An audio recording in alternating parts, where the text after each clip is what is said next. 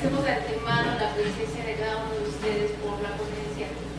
La primera ponencia respecto del primer Congreso Político Penal de la Ciudad de México, del sistema penal clásico al sistema de justicia penal moderno. Me presento, soy la maestra de la Angélica Aguilar Morales, que tendrá el gusto nuevamente de indicar y señalar a cada uno de los ponentes y todos aquellos que nos acompañan el día de hoy.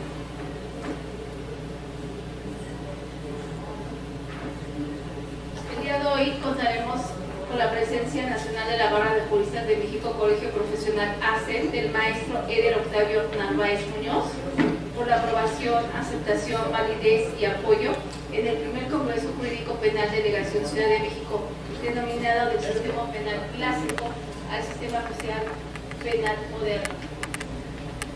Como segundo lugar, al maestro César Agustín Hernández Pérez, diputado propietario por la legislatura, quien hace posible la estancia y permanencia en el presente recinto. A los licenciados Tomás Merlos Escutia, presidente de la asociación Todos para mejorar su apoyo para la celebración del presente evento.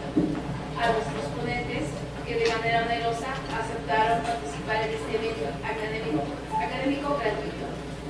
A los delegados presentes de la Barra de Juristas de México, Colegio Profesional AC, con sede en los estados de Veracruz, Hidalgo, Morelos y Estado de México.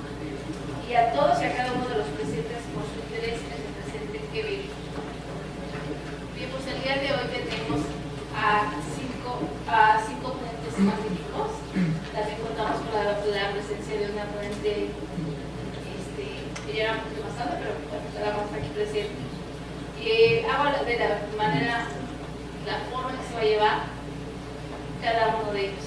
Primeramente tendremos el gusto y el placer de estar con el doctor Osiris Vázquez Rangel, en compañía de la licenciada Jessica Arias Pérez.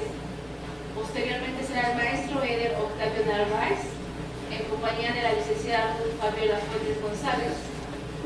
Por tercera parte, el licenciado Jorge Sánchez Yáñez. Y posteriormente el doctor Arturo Urbina Nandayapa, en compañía de la licenciada Joana Ramírez Garduño y la licenciada Julia Samantha Díaz Ramírez.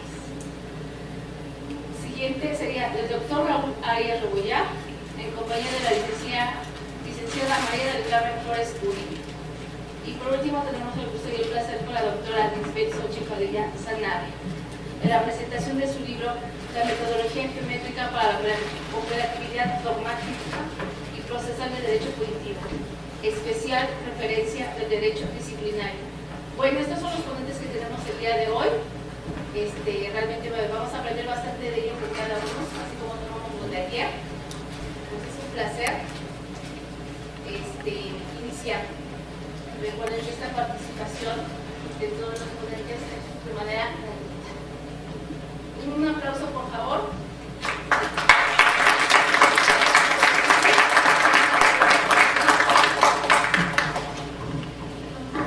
Muy buenos días a todos los presentes en nuestro segundo día de congreso. El día de hoy quiero empezar con una frase: si el hombre fracasa en conciliar la justicia y la libertad, fracasa en todo. Albert Camus. El tema de hoy compete a la prisión preventiva oficiosa. El tema de prisión preventiva oficiosa es un tema que ha generado tensión y discusión entre la comunidad jurídica en relación a las reformas establecidas en el nuevo sistema de justicia penal, ya que a raíz de la reforma constitucional se reconoció por primera vez la presunción de inocencia. Este nuevo sistema privilegia el derecho a la presunción de inocencia y de libertad que es garantizado por el mismo, aún con la comisión del delito. Sin embargo, es la misma Constitución quien determina la aplicación de medidas cautelares como prisión preventiva oficiosa cuando se trata de ciertos delitos, pues las medidas cautelares no privilegian la prisión preventiva, puesto que existen delitos que no la ameritan, aplicándose así otro tipo de medidas establecidas en el Código Nacional de Procedimientos Penales. Sin duda, es importante resaltar que en la actualidad la Suprema Corte de Justicia de la Nación se ha replanteado la ejecución de la prisión preventiva como medida cautelar, pues estima que existe una abuso en su aplicación, ya que se plantea que es una medida cautelar derivada del aumento de delitos que son aplicables a ella, no utilizado como una medida cautelar, sino como una medida punitiva. La base del debate se centra en que para poder validar estas medidas cautelares se tendría que aplicar la Constitución Política de los Estados Unidos Mexicanos, de modo que se pone en tela de juicio la convencionalidad de la misma. Se podría decir que es constitucional por el simple hecho de estar plasmado en ella.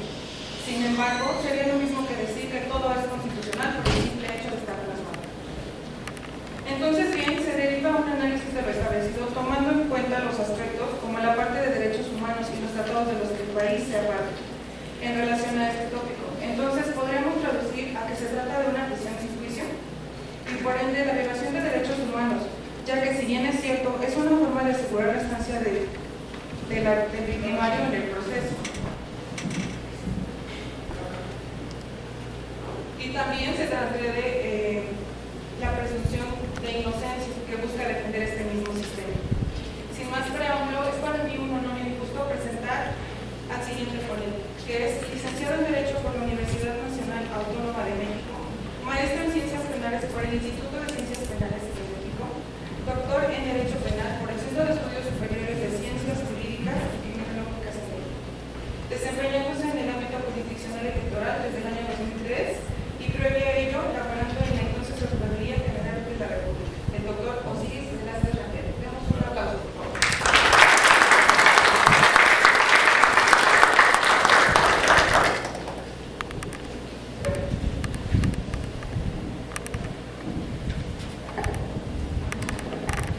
Muchas gracias por la amable presentación, por la invitación tan gentil a este primer congreso elaborado por la Barra de Juristas de México, Colegios Profesionales.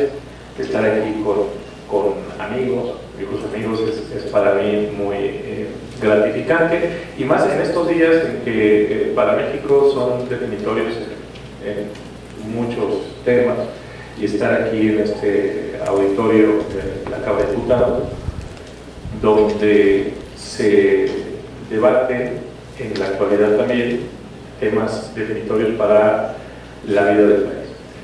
El tema del cual voy a tratar es la prisión preventiva oficiosa, pero decidí relacionarlo con el control de convencionalidad. No se puede hablar de la prisión preventiva oficiosa en nuestro país como si estuviera flotando en la nada, y entonces el punto de referencia será el control de convencionalidad. ¿Qué es esto del control de convencionalidad? ¿No? Soy perfectamente consciente que en lugar de tratar de acotar el tema de la prisión preventiva oficiosa desde la perspectiva del control de convencionalidad y reducirlo, en realidad lo estoy duplicando. Entonces, es necesario primero hacer referencia al control de convencionalidad. El control de convencionalidad se realiza en dos planos, en el ámbito internacional y en el ámbito nacional. ¿Qué es esto? Es contrastar las disposiciones normativas de los países que están sometidos a la Corte Interamericana de Derechos Humanos a contrastarlos con lo que establece la Convención Americana sobre Derechos Humanos, y quien interpreta esta convención pues es la Corte Interamericana de Derechos Humanos, de tal manera que en el ámbito internacional el control de convencionalidad lo hace la Corte Interamericana de Derechos Humanos, que es lo que hace juzgar casos concretos para determinar si un acto o una norma de derecho interno resulta incompatible con la Convención Americana sobre Derechos Humanos.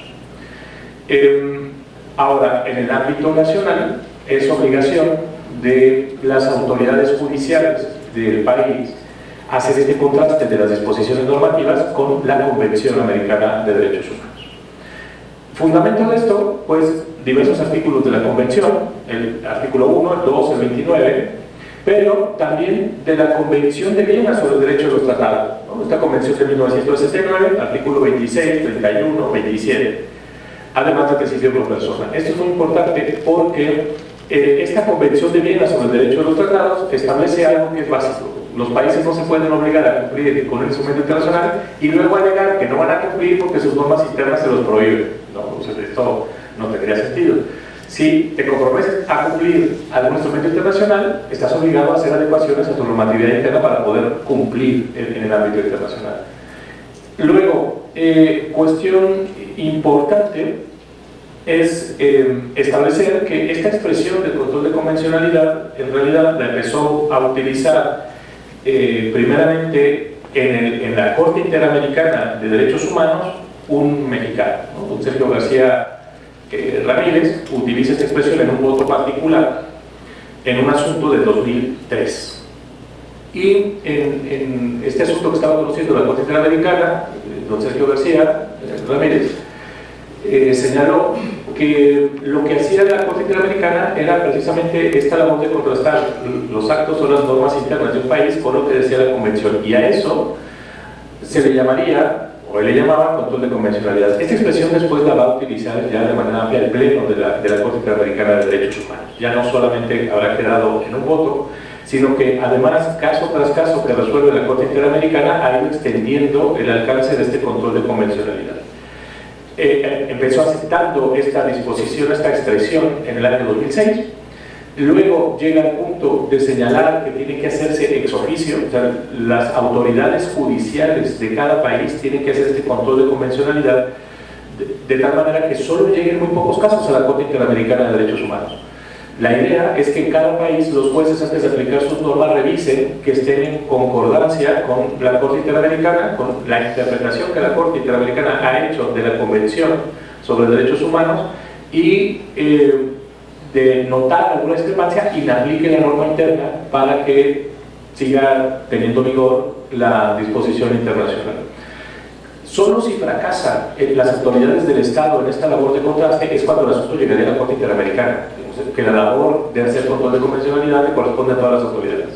Posteriormente la Corte Interamericana va a decir que esa es una labor que no solo le toca a las autoridades judiciales, a los jueces, sino que le toca a todo tipo de autoridades del país, porque fue el país en su conjunto quien se sometió o suscribió esta convención, y también las autoridades administrativas y todas las autoridades del país tendrán que cumplir con este control de convencionalidad, claro, en el ámbito de sus competencias, ¿no?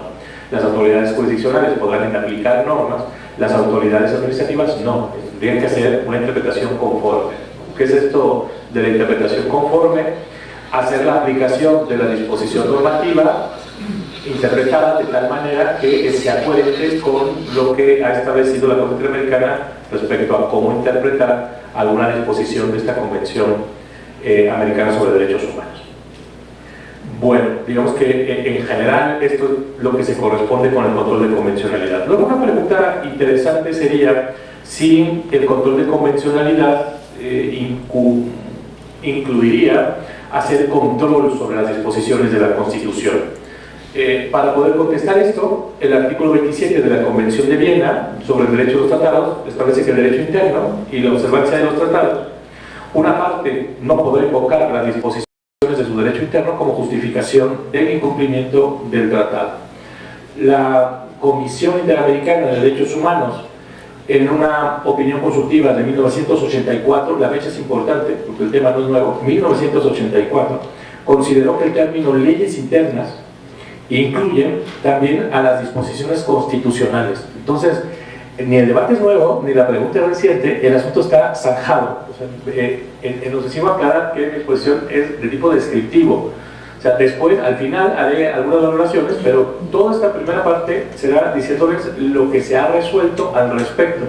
Y es importantísimo tener presente las fechas. La exposición más adelante va a tener una guía cronológica, pues. Va a ser a partir de fechas cómo han ido cambiando las cosas. Pero mientras tener presente que esta pregunta respecto a si la Constitución está incluida en las normas que revisa la Corte Interamericana, la respuesta es sí, y fue resuelta en 1984. Luego, ¿se han dado casos donde la Corte Interamericana le ordena a un país que modifique su Constitución? Sí, sí se ha dado, y el primero fue en 2001, entonces tampoco es algo reciente. Hace 21 años, la Corte Interamericana condenó a Chile a modificar su Constitución por el caso que es conocido como de la última tentación. Censura previa en el cine. No podía transmitirse determinadas películas que sí que pasaban previamente por censura, disposición de la censura previa establecida en la Constitución chilena de ese entonces. Entonces, el asunto respecto a si es posible que la Corte Interamericana pueda condenar a nuestro país a modificar la Constitución, bueno, no sería la primera vez que lo ha hecho, ¿no? Lo empezó a hacer hace 21 años. La respuesta a si los países tendrían que adecuar su normativa interna y que esto incluyera la Constitución misma, esa es una pregunta resuelta desde 1984. Entonces, esto no es parte del debate, esto es un tema ya resuelto, ¿no? Esto es cosa interpretada ya, ¿no?, por el órgano que está facultado para hacer eso, que es la Comisión y la Corte Interamericana de Derechos Humanos. Ahora, ya entrando al tema de la prisión preventiva oficiosa, es importante en el ámbito penal porque se abandona, ¿no?, un modelo procesal para incorporar otro, alegando que este sería más garantista, ¿no? Esta fue el señalamiento, entre otras cuestiones, por el cual se pasaba de un sistema mixto, predominantemente escrito, a un sistema oral adversario, predominantemente oral y adversario. Pues bueno, primer punto, prisión preventiva en nuestro país. En que en nuestro país se considere la prisión preventiva en automático respecto de algunos supuestos es algo que prevé la Constitución desde su entrada en vigor.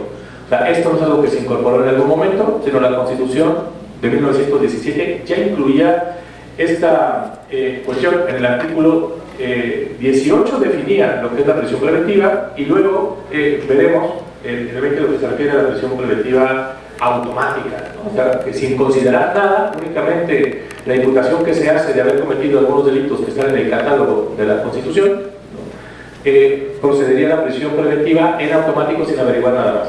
El artículo 18 del 17 de 1917 decía: solo por delito que merezca pena corporal habrá lugar a prisión preventiva. Entonces, primer punto, la prisión preventiva está prevista, y luego la prisión preventiva automática, aquí se denomina prisión preventiva oficiosa, también.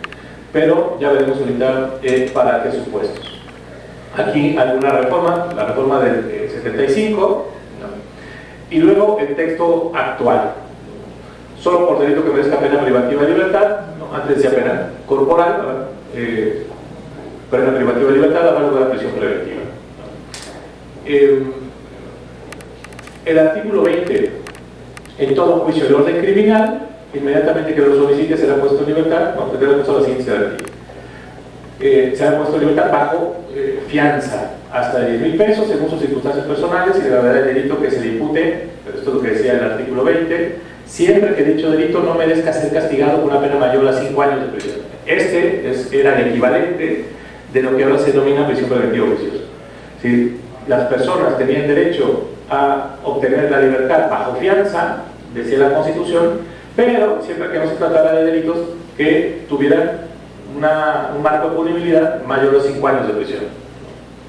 Luego esto se va a modificar en el 48, siempre que dicho delito merezca ser castigado con pena cuyo término medio aritmético, ¿no?, se establece esta expresión de la media aritmética, no sea mayor de 5 años. En un primer momento, delitos superiores a 5 años no tenían derecho a la libertad provisional, ¿no?, la medida cautelar en automático era la prisión preventiva. Luego, los que tuvieran la media aritmética de 5 años.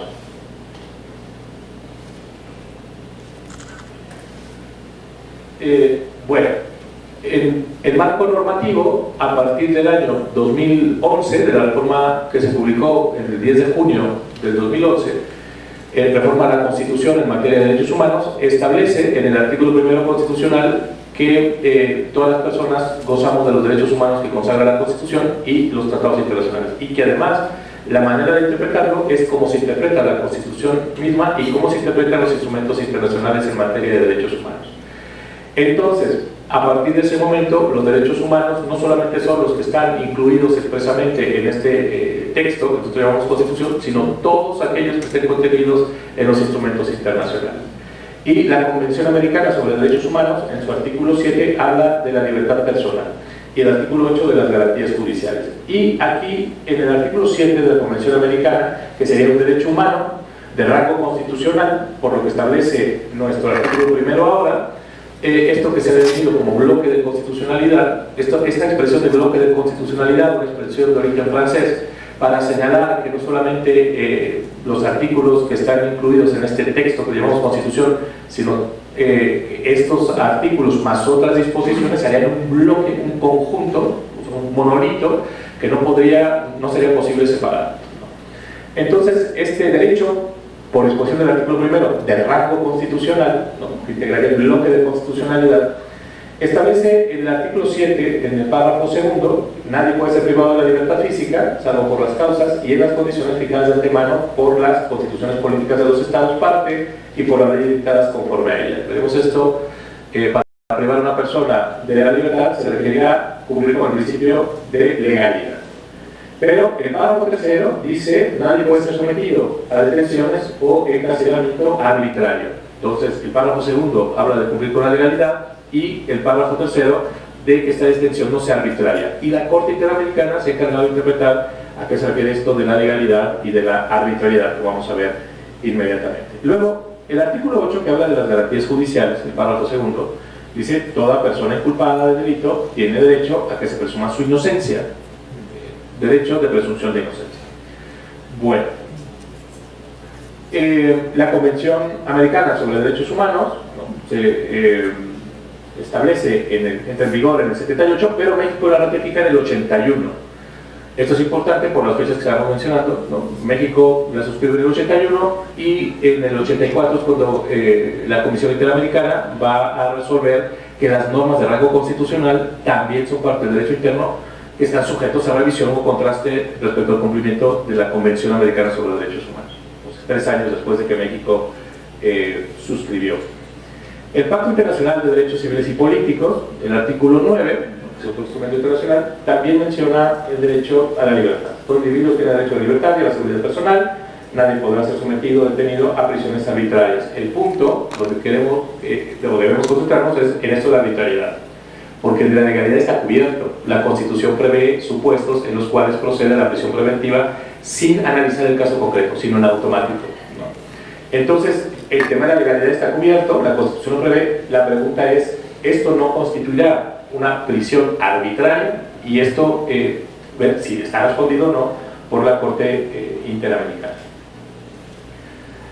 El artículo 20 se reforma, vamos de los años 80 ahora a los 90, en el 93, para señalar que esto no tendrá derecho a enfrentar el proceso de libertad cuando se acusa a una persona de delitos que por su gravedad la ley expresamente prohíba conceder este beneficio. Entonces se abandona esto del rango de punibilidad de 5 años, luego de la media aritmética de 5 años, para ahora señalar que si es un delito grave, entonces tendrá que enfrentar el proceso en reclusión, en prisión preventiva.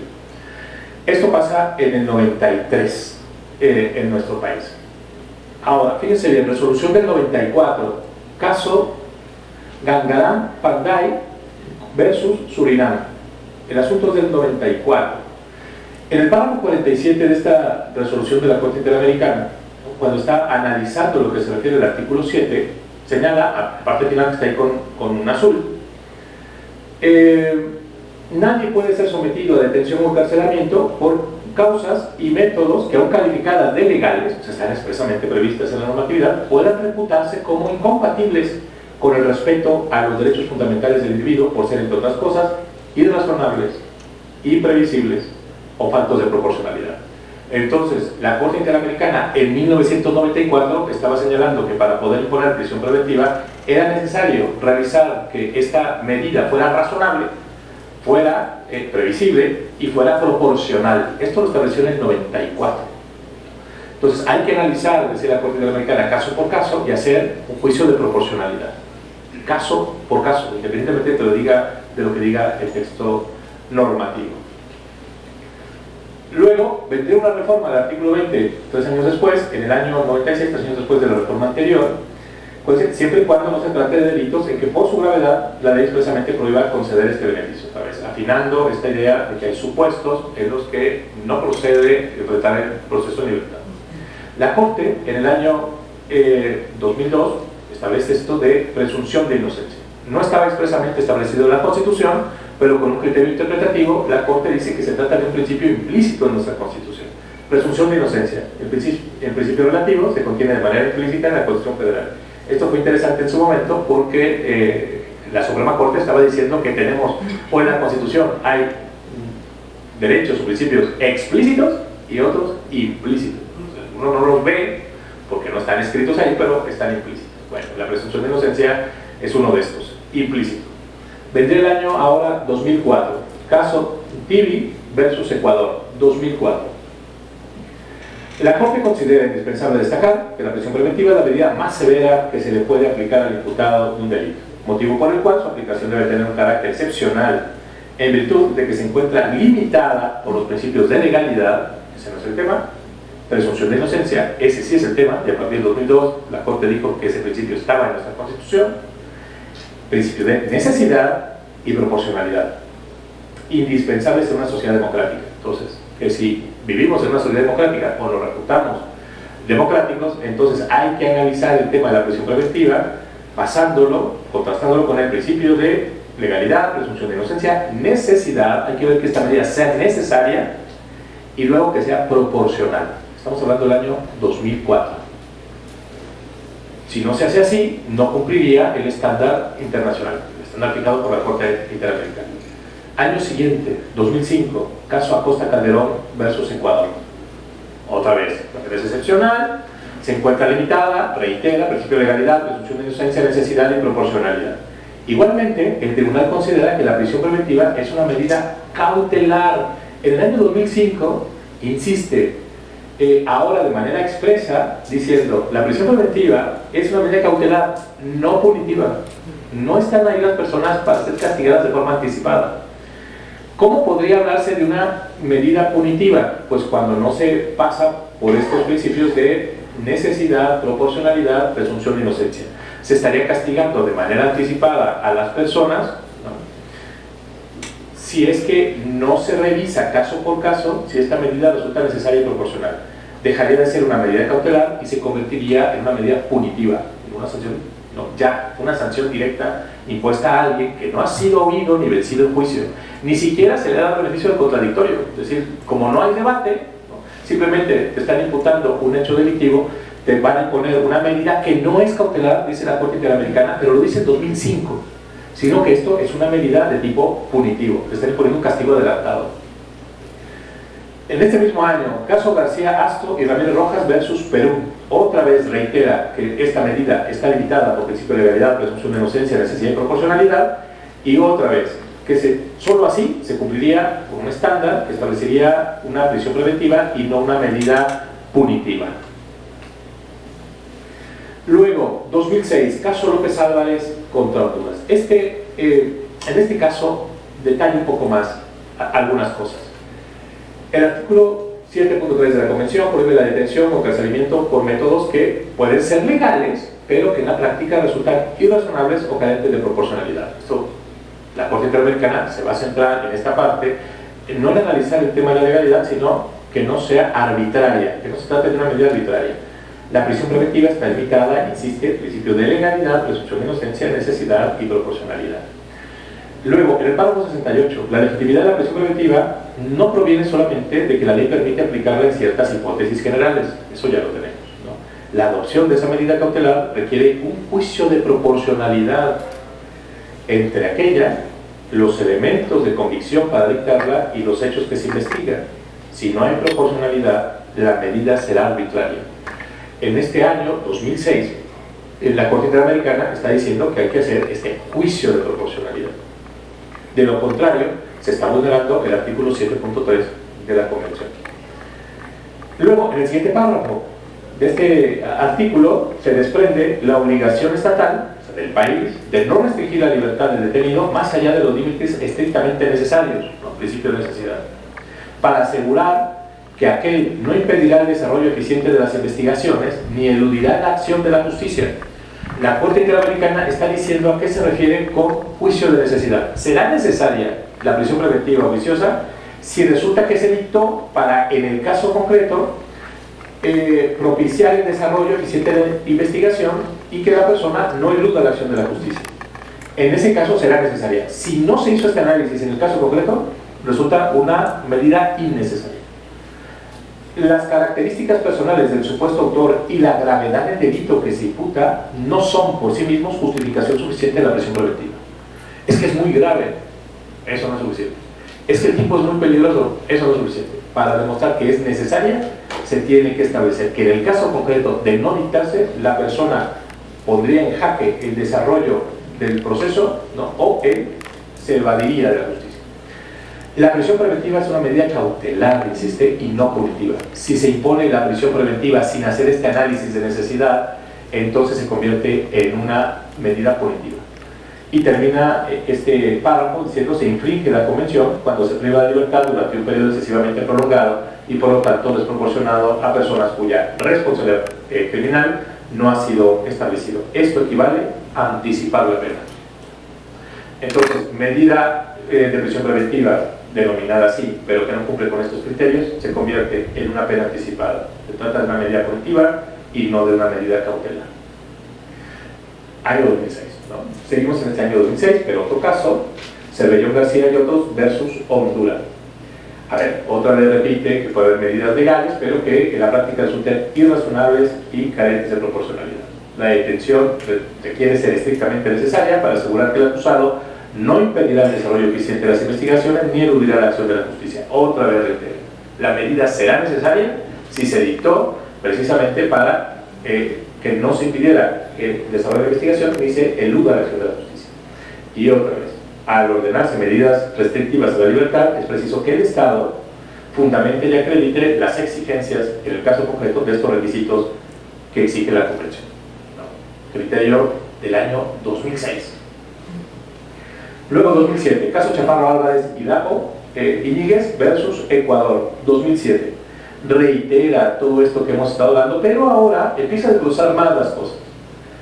Es necesario que esa ley de aplicación respete los requisitos que a continuación se detallan a efectos de que dicha medida no sea arbitraria. Uno, que la finalidad de las medidas que priven o restrinjan la libertad sea compatible con la Convención.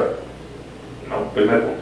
¿Cómo? Al asegurar que el acusado no impedirá el desarrollo del procedimiento ni eludirá la acción de la justicia. Dos, que la medida sea idónea, ¿no?, para cumplir con este fin. Tres, que sea necesaria. Cuatro, que esa medida resulte estrictamente proporcional. Y luego termina diciendo: cualquier restricción a la libertad que no contenga una motivación suficiente que permita evaluar si se ajusta a las condiciones señaladas será arbitraria. Entonces sigue ampliando esto. ¿Cuándo se puede dictar una prisión preventiva que no sea arbitraria? Pues se dicta para cumplir alguna finalidad que es compatible con la Convención. Luego es idónea, es necesaria y es proporcional. Si no se dicta así, esa medida es arbitraria, ¿no? Y vulnera entonces el artículo 7.3 de la Convención. 2008, caso Ivonne Neptune versus Haití, 2008. Otra vez reitera que debe de ser necesaria, ¿no? Exactamente lo mismo que había hecho ya 2 años antes. Luego viene de la Comisión Interamericana algo interesante: principios y buenas prácticas sobre la protección de las personas privadas de libertad en las Américas. Esto fue aprobado el 14 de marzo de 2008. Principios y buenas prácticas sobre la protección de las personas privadas de la libertad en las Américas. Dice este documento del 2008: la privación preventiva de la libertad como medida cautelar y no punitiva deberá además obedecer a los principios de legalidad, presunción de inocencia, necesidad, proporcionalidad, en la medida estrictamente necesaria en una sociedad democrática, que solo podrá proceder de acuerdo con los límites estrictamente necesarios para asegurar que no se impedirá el desarrollo eficiente de las investigaciones ni se eludirá la acción de la justicia siempre que la autoridad competente fundamente y acredite la existencia, en el caso concreto, de los referidos requisitos, ¿no? Establece estos principios y buenas prácticas. Documento del 2008.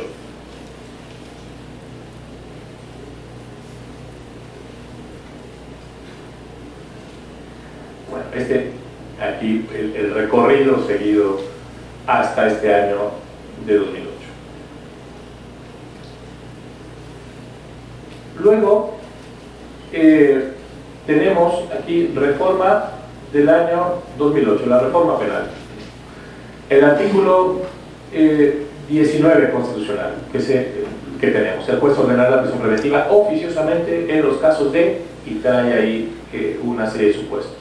Y el artículo 20 de la Constitución, apartado B, fracción primera, las personas imputadas tienen derecho a que se presuma su inocencia. Tenemos la presunción de inocencia y al mismo tiempo el artículo 19, el juez ordenará la prisión preventiva oficiosamente.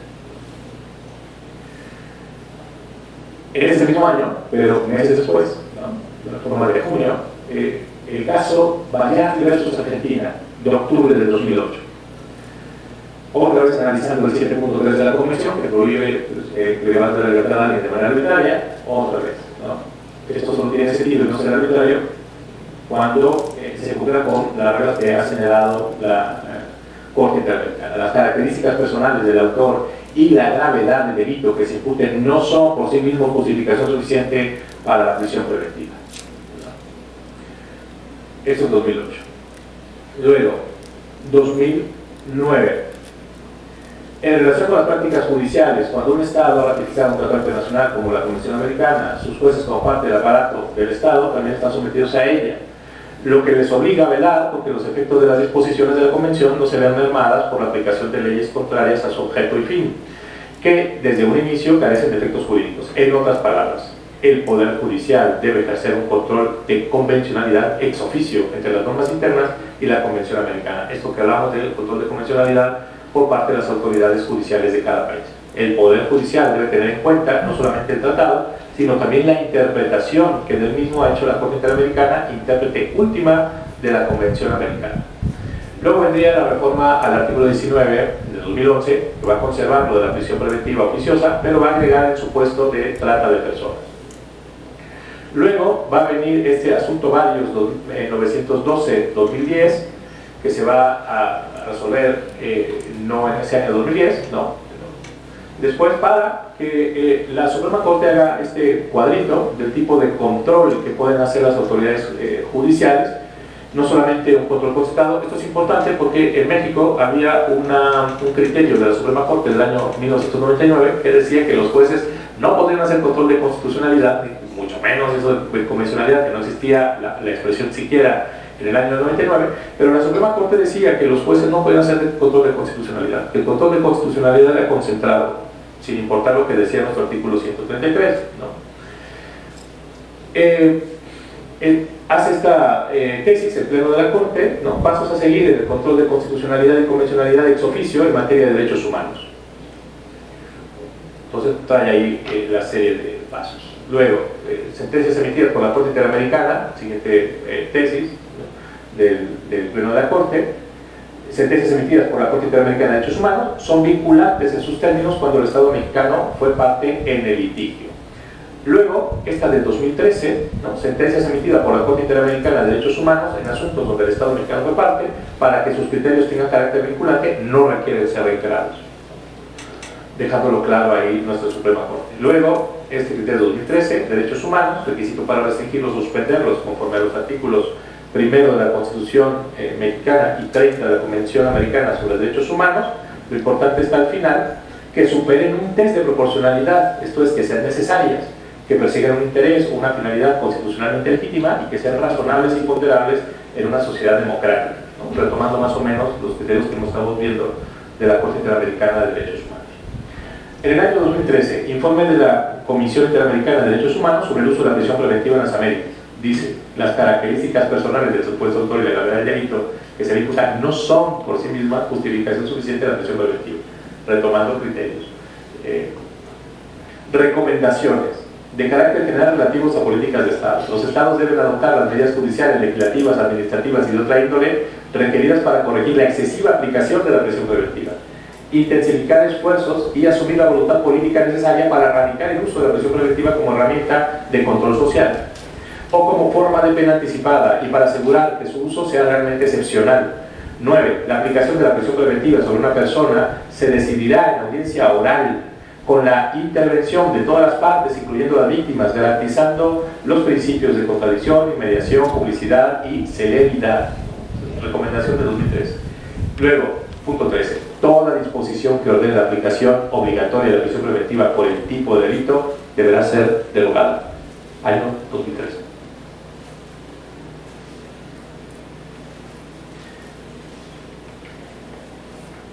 Caso J versus Perú del mismo año 2013. La arbitrariedad de la que habla el artículo 7.3 convencional tiene un contenido jurídico propio, cuyo análisis solo es necesario cuando se trata de detenciones consideradas legales. Ya pasó el test de legalidad, ahora el siguiente punto es ver si es arbitraria o no. Caso Norín, Catrimán y otros contra Chile, 2014. Otra vez el tema de la arbitrariedad en el artículo 7.3 de la Convención. Y luego, en el párrafo 310, se debe de respetar el principio de presunción de inocencia y los principios de legalidad, necesidad y proporcionalidad. La Corte ha precisado, la Corte Interamericana, las características que debe tener una medida de detención o prisión preventiva para ajustarse a las disposiciones de la Convención Americana. Es una medida cautelar y no punitiva. ¿Qué significa esto? Que debe estar dirigida a lograr fines legítimos y razonables. No puede convertirse en una pena anticipada ni basarse en fines preventivos generales o preventivos especiales atribuibles a la pena. Es decir, poner a alguien en prisión preventiva para que tenga un efecto de prevención general o prevención especial, eso resultaría algo incompatible con la Convención Americana de Derechos Humanos. Luego, debe fundarse en elementos probatorios suficientes y debe estar sujeta a revisión periódica. Para que no sea arbitraria, ¿no? Repite todo lo que hayamos dicho de las resoluciones anteriores, y las características personales del sujeto de autor y la gravedad del delito que se imputa no son por sí mismos, otra vez, justificación suficiente para la prisión preventiva. Esto en el año 2014.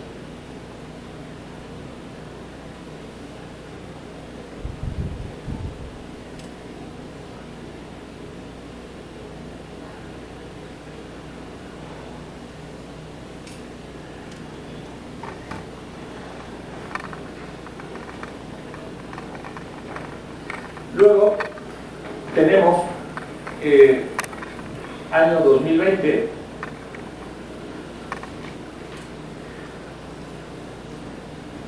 se agregan más supuestos al catálogo. Un criterio de 2014 son derechos humanos nuestro, de nuestra Corte, contenidos en la Constitución y los tratados internacionales, constituyen el parámetro de control de regularidad constitucional. Interesante esto, pero cuando en la Constitución haya una restricción expresa al ejercicio de aquellos, se debe estar a lo que establece el texto constitucional.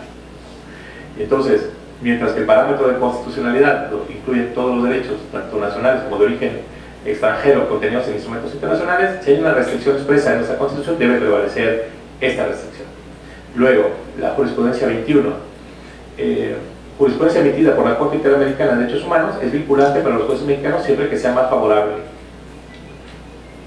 Hay que aplicarla, ¿no? Asuntos varios, 1396, diagonal 2011. Está relacionado con el cumplimiento de la sentencia de la Corte Interamericana, el asunto de Inés Fernández Ortega y Valentina Rosendo Cano.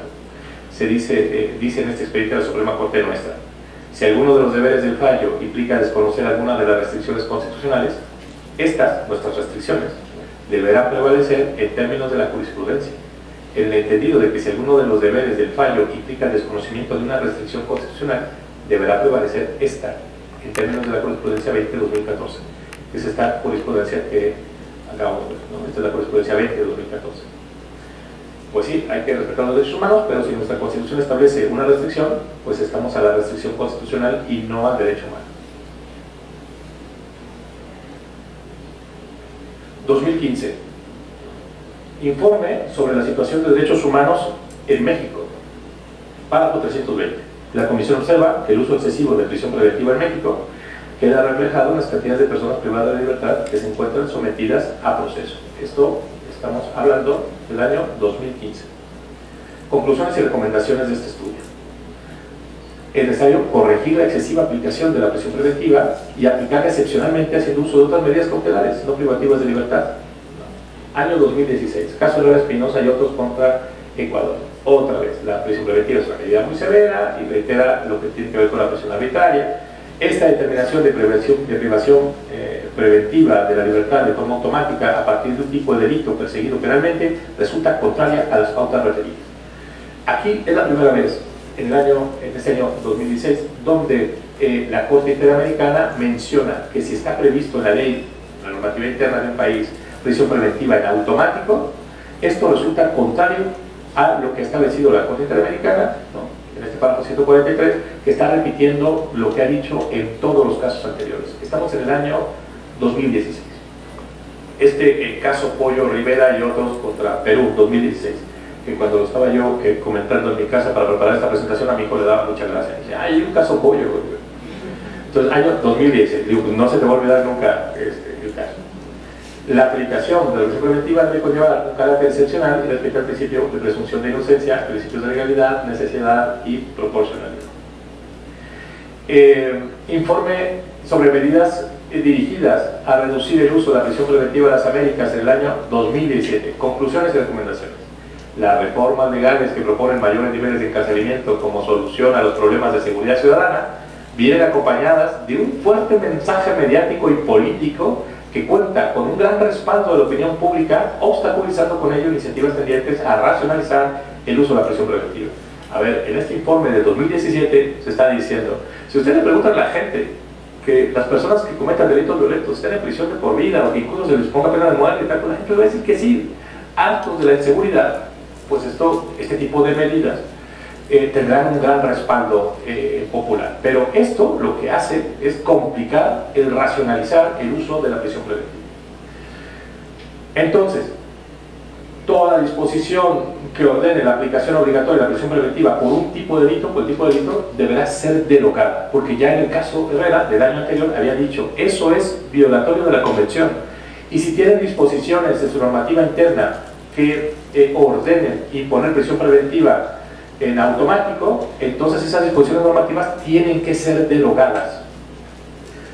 Luego viene este criterio de nuestra Corte: restricciones constitucionales al goce y ejercicio de los derechos y libertades. Su contenido no impide que la Suprema Corte de Justicia de la Nación las interprete de la manera más favorable a las personas en términos de los propios postulados constitucionales. Entonces, si hay restricciones constitucionales, la Corte dice, yo puedo interpretar eso de manera atemperada. Alto Comisionado de la ONU, 7 de noviembre de 2018, gira un oficio a las autoridades nacionales y dice esto: la existencia de la prisión preventiva oficiosa es claramente violatoria de los tratados internacionales sobre derechos humanos. 7 de noviembre de 2018. Carta del Alto Comisionado de la ONU. Luego, 2019, observaciones finales sobre el 7º informe periódico de México. Preocupa al comité el elevado número de personas en prisión preventiva. En ocasiones, por periodos extremadamente prolongados, y el hecho de que no solo se mantenga la prisión preventiva oficiosa, es decir, obligatoria, sino que recientemente se haya ampliado el catálogo de delitos que conllevan estas medidas contrarias a los estándares internacionales. El Estado parte debe, México, continuar sus esfuerzos orientados a eliminar la sobreocupación de los centros de detención. B. Asegurar que en la práctica la prisión preventiva no se aplique o se prolongue en exceso. C. Enmendar o derogar los preceptos constitucionales que disponen la prisión preventiva obligatoria para ciertos delitos. Julio del 2019. Luego, caso Romero Félix contra Argentina, 2019. Caso Jenkins versus Argentina. También, o sea, el caso Romero Félix repite todo lo que hemos visto de los criterios de la pena arbitraria, de la prisión preventiva arbitraria. Luego, caso Jenkins contra Argentina. Este es importante porque en este caso Jenkins va a hablar además de que hay discriminación. Va a ser la primera vez que dice que las personas que reciben un trato diferenciado es por el tipo de delito que cometieron y no analizando su caso, además de tener un trato discriminatorio. Caso Hernández contra Argentina, 2019. Que estas medidas cumplan con los 4 elementos del test de proporcionalidad y insiste que hay que hacer un test para que la medida sea convencional. Luego, informe 13 del año 2020 de la Comisión Interamericana de Derechos Humanos, caso Daniel García Rodríguez y Reyes Alpiza. La legislación aplicable a la época de los hechos autorizaba la prisión preventiva por delitos que merecían pena corporal y permitía no otorgar libertad provisional por delitos señalados como graves. En estas circunstancias, la Comisión concluye que la privación de la libertad de las personas víctimas resultó arbitraria. O sea, ya analizan el caso de México y dicen, cuando se aplicó esto en México, en este informe del año 2020, pues resulta que nos estamos dando cuenta que México tiene prisión preventiva impuesta de manera arbitraria, porque se impone en automático, porque así lo dice la Constitución. Entonces, ese es un informe del año 2020.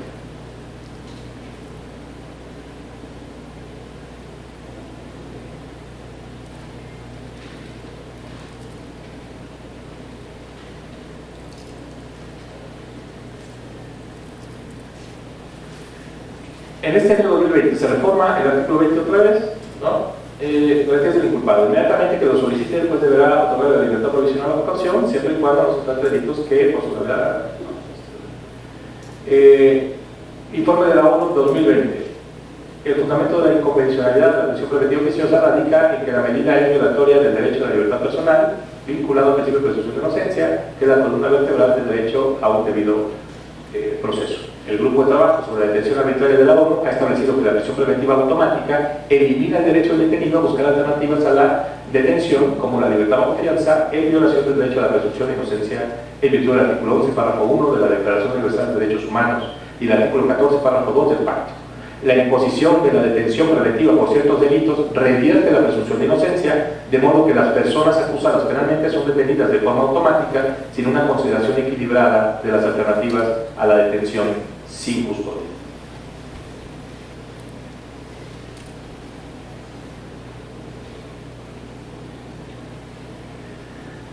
Luego, acción de inconstitucionalidad 130/2019 y su acumulada, que es la situación que tenemos actualmente. El ministro Aguilar había propuesto inicialmente en su proyecto considerar que esto de la prisión preventiva oficiosa contenida en el párrafo segundo de nuestro artículo 19, al ser inconvencional y armar un bloque de constitucionalidad, decía directamente en el proyecto que estas disposiciones tendrían que ser expulsadas del sistema jurídico por ser inconstitucionales.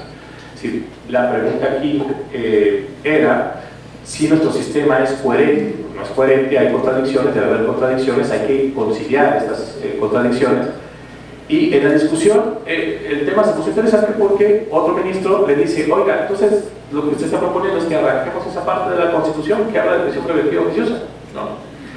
Y entonces el ministro presidente en la siguiente sesión contesta y le dice: bueno, es que no se trata de eso, porque si esto prevalece, entonces tenemos que arrancar el artículo primero de la Constitución, que dice que tenemos todos los derechos humanos previstos en instrumentos internacionales también, y que hay que interpretarlos conforme se interpretan estos derechos internacionales y que los interpreta la Corte Interamericana, ¿no? Incluso la discusión empieza a caminar por el lado de que si la Corte tiene facultades para hacer eso o no. Bueno, si la Suprema Corte de México no tiene facultades para conciliar disposiciones normativas que son contradictorias, ¿no?, las antinomias normativas, pues entonces aquí le preguntamos. Entonces, si la Corte dice yo no soy competente, entonces ¿quién tendría que ser competente? Luego también se pone sobre la mesa la discusión de si el poder político, el Congreso de la Unión, ¿no?, el poder reformador permanente de la Constitución, pusiera, por ejemplo, disposiciones como que a partir de que entre en vigor la presente reforma se puede torturar en México a las personas que cometan ese tipo de delitos. Si ponemos eso en la Constitución, entonces se puede y es constitucional y la Corte ya no tendría nada que hacer ahí. Si dijera, por ejemplo, a partir de que entre en vigor el presente decreto y que fue aprobado ya por el Congreso por las 3/4 partes y por también la mayoría de las 3/4 partes más, excepto un Congreso local, todo el mundo lo aprobó, que dijeran, a partir de entrar en vigor de esto, las mujeres ya no tienen derecho al voto. Porque cuando se les dio, pues no sé, el sexenio tal, votaron por el más guapo, ¿no? Y nos fue como nos fue, ¿no? Y luego, no sé, que ese tipo de algo y que digan, no, así lo dice la exposición de motivos y así se votó, decir cosas así. La discusión en la Corte, el ejemplo de esto del más guapo no lo plantearon en la Corte, ¿no? Pero lo que sí plantearon en la Corte es que si la mayoría decide establecer algo de la Constitución, el poder político, eso significa que el poder judicial no puede hacer nada. No lo puede hacer, como está en la Constitución, ya lo que digan, lo que sea, torturar a alguien, que alguien pierda derechos, no sé, por ejemplo, oigan, vamos a dedicar dinero a los servicios médicos de los tarahumaras. No, hombre, no, es muy costoso llevarlo hasta la sierra. No, pon ahí en la Constitución para que no haya problemas legales, pon en la Constitución que algún grupo étnico pues pierde derechos y que lo vote la mayoría, y si lo dice la mayoría ya, con eso, ¿no?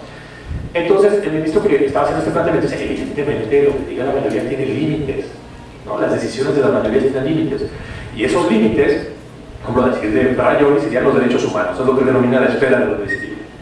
En las democracias, las mayorías, hay cosas que no pueden decidir, pasar por encima de los derechos humanos de cualquier persona, eso no lo pueden decidir. Bueno, eso también se comentó, aunque no era, digamos, el punto principal en estas discusiones de la Suprema Corte. Luego, en la discusión surge la posibilidad, la propuesta del ministro dice, ¿y por qué no hacemos una interpretación conforme? Es decir, que no se diga así tan directamente que es inconstitucional. Mejor que hay dos posibles interpretaciones respecto a la prisión preventiva oficiosa. Una es esta, que es automática, pero la otra interpretación puede ser que lo que es oficioso es abrir el debate para que el juez decida si procede o no a la prisión preventiva.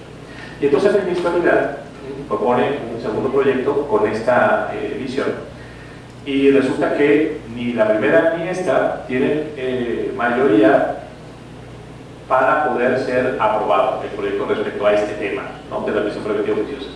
De tal forma que la mayoría de los ministros, o bien el ministro Pardo no se pronunció porque dijo no es tema, no, pero no logra mayoría, y de tal forma que parece ser que, o la idea es que en la Corte, no todos, pero no todas las ministras de los ministros, pero algunos sí consideran que si está en la Constitución, pues ni modo, habrá que estar ahí, lo tenemos que aguantar en tanto no haya una reforma constitucional. Y que la Corte, esto lo han dicho de manera expresa dos ministras, que la Suprema Corte no tendría facultades para entrometerse en ese tema, que ese es un tema que le corresponde al poder político y no al poder judicial. Luego tenemos el amparo de revisión 355-2021 de la ministra Piña, que ahí pasó cosas curiosas. En un primer momento se filtró un proyecto donde venía esto de la interpretación conforme, pero luego ella modifica ese proyecto, reconoció que sí era su proyecto, o sea, que el filtrado sí era real, oficialmente todavía no se daba a conocer, pero cuando el ministro Aguilar dio a conocer el suyo diciendo que él proponía que esta porción normativa del 19 se declarara inconstitucional, aunque está en la Constitución, entonces la ministra Piña ajusta su proyecto para adecuarse a él. Y este fue el que se discutió en un primer momento. Pero viendo después que el ministro Aguilar iba a aceptar las observaciones que hicieron los ministros para plantearlo como interpretación conforme, pues regresa, digamos, al proyecto que se había planteado y la ministra Piña dijo, ese que se filtró sí era mi proyecto, ¿no? Esa era mi idea, pero bueno, estoy viendo ahorita que el ministro está cambiando y lo vamos a quitar. Entonces este ahí es venido y no se ha discutido en una segunda ocasión este proyecto de la ministra Piña.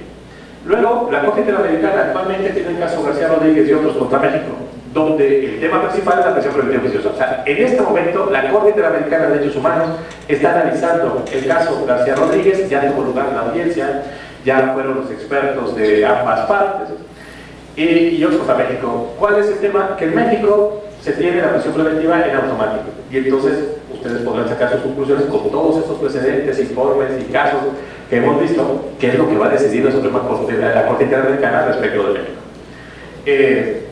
Si una sorpresa sería que condenaran a México para que reforme su constitución y quite eso del artículo 19 de la Constitución y no lo incorpore ningún otro, y que, más bien, lo que podría tener dudas no es cómo va a resolver, estando las cosas con todos los precedentes que hemos visto, que era mi intención ponerlos, y además no fue exhaustivo, escogí algunos casos, porque estos no son todos, no 120, se puso a buscar todos, no, hay un montón más.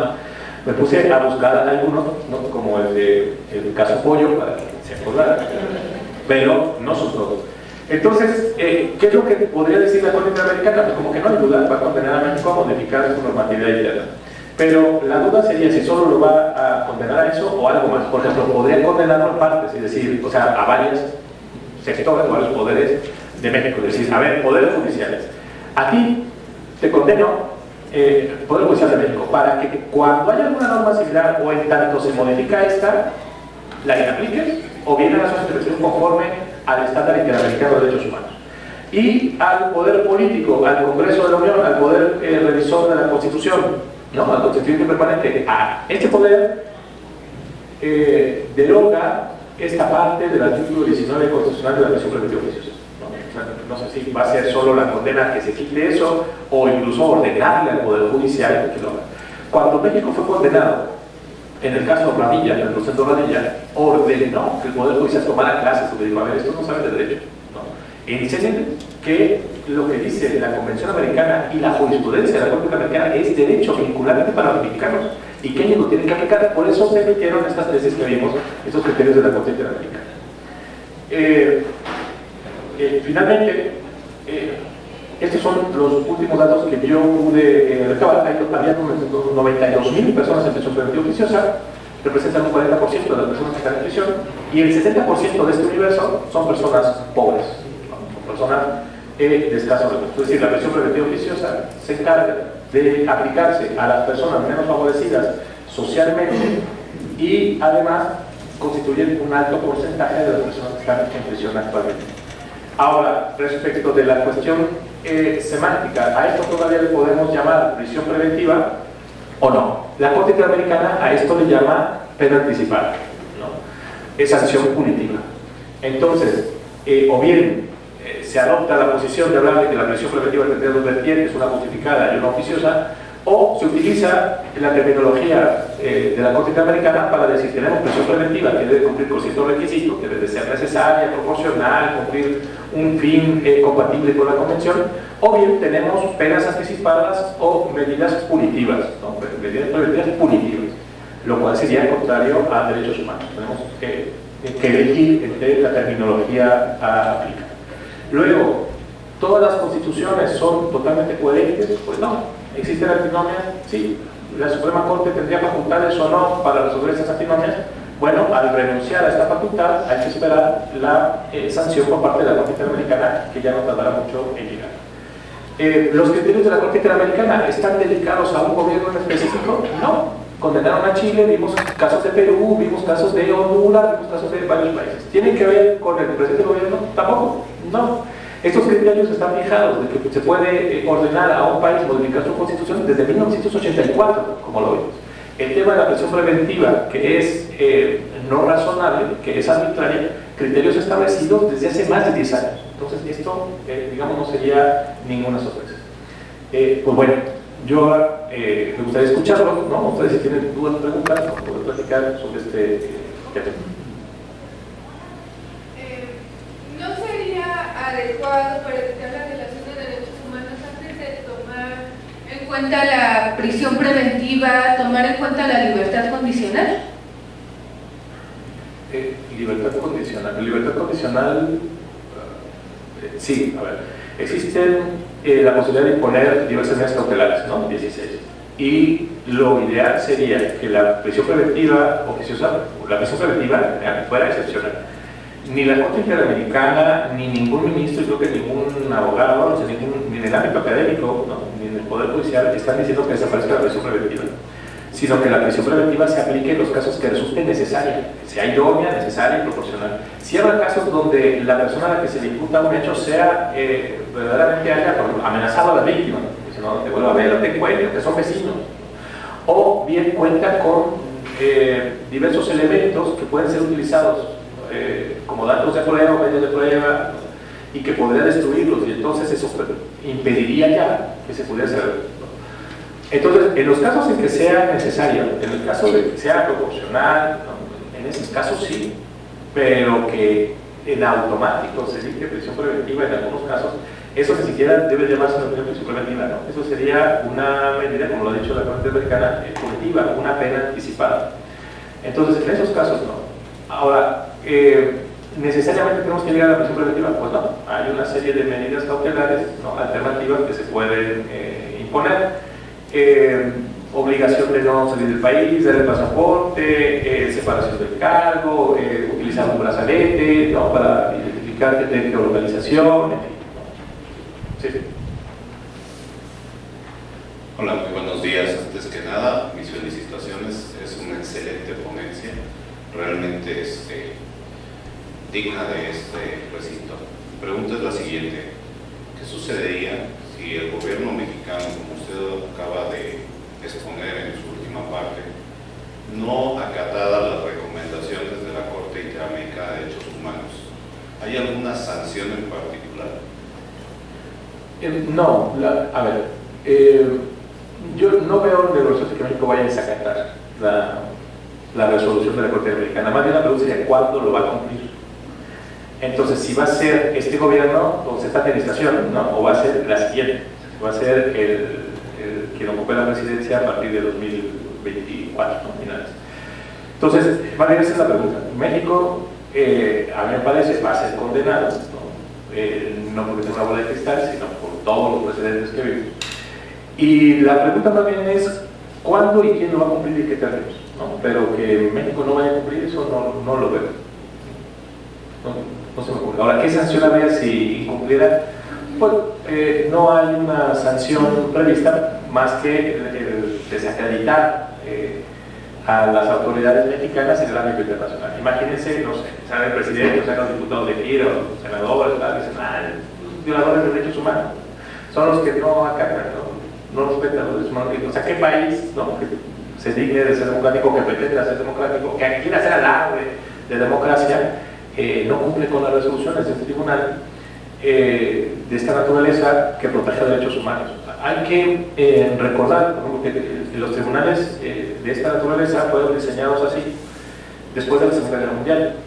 Era impensable que en algún país las propias autoridades de ese país se dedicaran a vulnerar derechos de un sector de la población de ese propio país. O sea, que le hicieran la guerra a otros, hicieran maldades a otros, eso era algo que históricamente siempre había pasado. Pero que hacia adentro del país, una autoridad, un presidente, un Congreso se encargara de afectar a un sector de la población, eso no había pasado, al menos no en la magnitud que pasó durante el nazismo. Y entonces surge la necesidad no solo de retomar esta idea de la Sociedad de las Naciones, que se convertiría en la ONU, sino de crear tribunales por encima de los tribunales de cada país.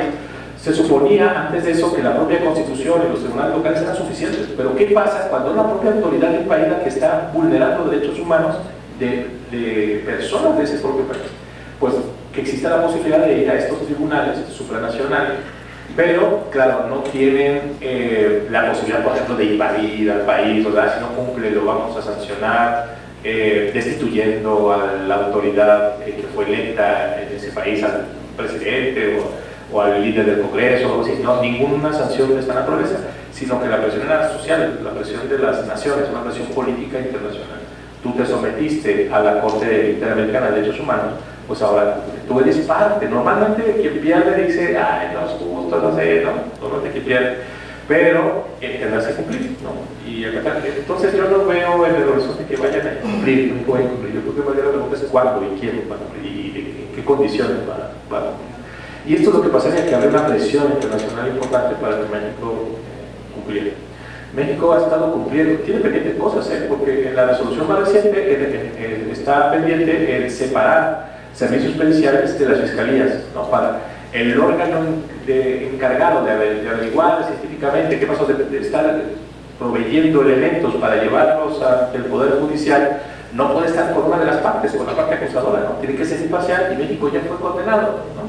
a que cumpla esto, y primero tiene que ser el cumplimiento normativo y después ya llevarse a la práctica. Estamos pendientes en algunas cosas, pero entiendo, México no ha dicho que no va a cumplir. Ninguna resolución todavía ha dicho México no va a cumplir. Por eso yo espero que cumpla. El tema no es que espere ingenuamente, sino ver cuánto. Yo creo que ahorita es cuánto y quién es que va a cumplir. Muchas gracias. Bueno, pues no habiendo más preguntas.